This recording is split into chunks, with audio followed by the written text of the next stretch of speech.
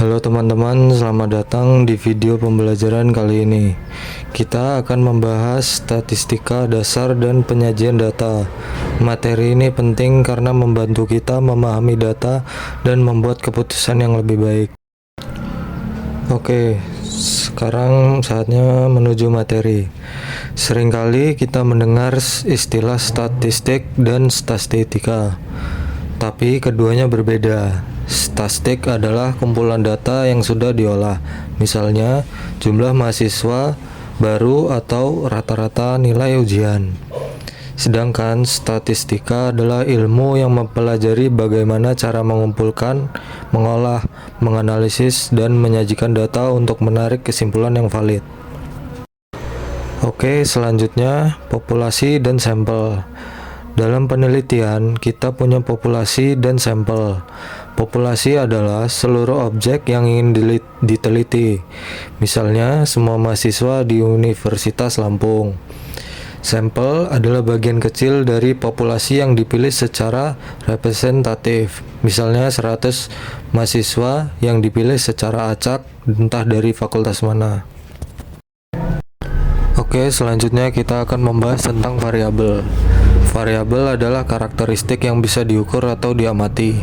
Ada dua jenis variabel. Pertama, variabel kualitatif yang biasanya tidak ditentukan dengan angka. Contohnya jenis kelamin atau warna favorit. Kedua, variabel kuantitatif yang biasanya di datanya berupa angka. Contohnya tinggi badan, usia, atau pendapatan. Variabel kuantitatif bisa berbentuk diskrit maupun kontinu.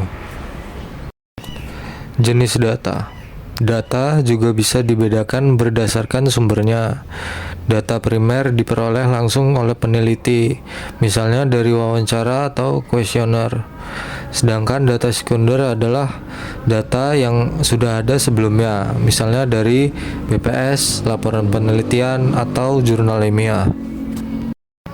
Oke, selanjutnya ada skala pengukuran.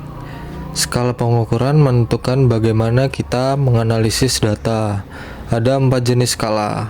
Nominal, yaitu hanya kategori, misalnya jenis kelamin. Ordinal, yaitu ada urutan, misalnya tingkat pendidikan. Interval, yaitu ada jarak, tapi nolnya tidak absolut. Contohnya suhu. Rasio, yaitu memiliki nol absolut, contohnya usia atau pendapatan. Oke, ada penyajian data dalam tabel.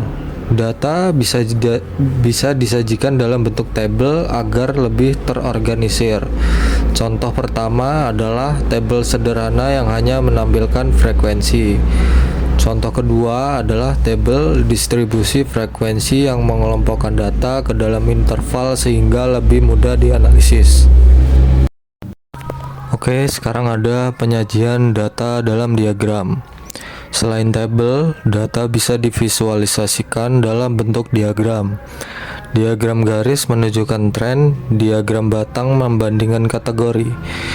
Diagram lingkaran menunjukkan proporsi, histogram menunjukkan distribusi data, poligon frekuensi menghubungkan titik tengah antara histogram, dan ogive menampilkan frekuensi kumulatif. Nah, ini ada contoh visualisasinya. Berikut contoh visualisasi data. Diagram batang bisa digunakan untuk membandingkan penjualan produk. Diagram lingkaran bisa menunjukkan proporsi hobi mahasiswa.